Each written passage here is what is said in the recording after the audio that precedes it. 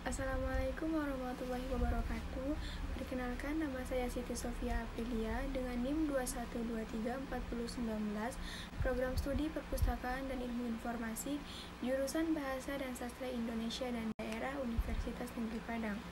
Video ini bertujuan untuk memenuhi tugas akhir mata kuliah pengantar ilmu perpustakaan dan informasi. Di sini saya akan menjelaskan tentang referensi dan layanan informasi. Berikut penjelasannya. Referensi dan layanan informasi adalah tentang keterampilan, perubahan, sumber daya, dan praktik terbaik. Layanan referensi menjadi jauh lebih kompleks karena sumber daya yang tersedia berkembang dan terus berubah. Berikutnya saya akan menjelaskan beberapa pengantar referensi dan layanan informasi. Yang pertama itu ada etika. Kode etik saat ini yang direvisi pada tahun 2008 yaitu mendorong para pustakawan untuk memberikan layanan tingkat tinggi yang sama kepada semua pengguna perpustakaan dan untuk memberikan informasi yang akurat, tidak memihak, dan sopan. Pernyataan ini adalah inti dari layanan referensi yang baik, yang berusaha memberikan informasi berkualitas tinggi dan informasi untuk semua pengguna perpustakaan. Staf referensi harus memahami apa yang dimaksud dengan referensi yang baik dan interaksi yang baik, dan harus berusaha untuk memenuhi standar itu dengan setiap permintaan pengguna. Yang kedua, jenis layanan informasi. Layanan informasi adalah proses penyelesaian kebutuhan informasi pengguna dalam menanggapi pertanyaan, minat, tugas, atau masalah tertentu, dan membangun hubungan positif dengan pengguna. American Library Association mendefinisikan transaksi referensi, kadang-kadang disebut juga sebagai layanan referensi, sebagai konsultasi informasi di mana staf perpustakaan merekomendasikan, menafsirkan, mengevaluasi, atau menggunakan sumber informasi untuk membantu orang lain memenuhi informasi sesuai dengan kebutuhan. Transaksi referensi seperti ini dapat dilakukan secara langsung maupun secara virtual dengan media sosial. Pustakawan juga dapat membuat situs web atau arsip jawaban.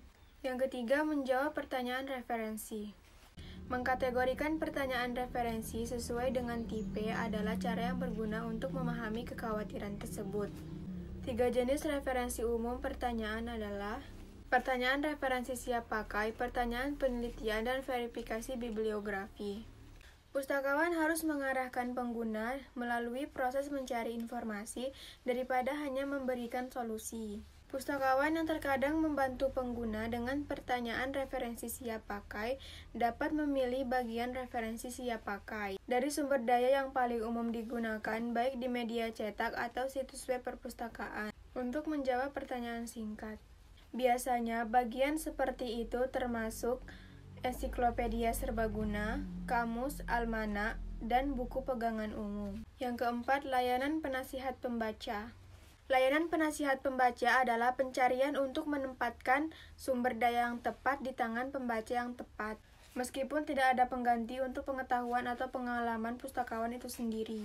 Banyak teknologi baru yang berfungsi untuk membuat nasihat pembaca jauh lebih mudah daripada masa lalu. Banyak database online memiliki fungsi secara otomatis untuk merekomendasikan buku lain bagi mereka yang menyukai gelar yang diberikan.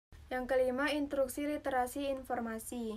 Literasi informasi termasuk mendemonstrasikan bagaimana, kapan, dan mengapa menggunakan berbagai sumber referensi secara terintegrasi yang akan menarik perhatian pengguna di momen yang bisa diajar. Jadi sementara instruksi selalu menjadi bagian penting dari pekerjaan referensi. Sejauh mana pustakawan pergi asalkan sangat bergantung pada jenis perpustakaan dan cara perpustakaan itu mendefinisikan perannya dalam instruksi perpustakaan. Itu hanya beberapa pengantar referensi dan layanan informasi yang saya jelaskan. Cukup sekian penjelasan dari saya, semoga bermanfaat. Apabila ada kesalahan, saya mohon maaf. Wassalamualaikum warahmatullahi wabarakatuh.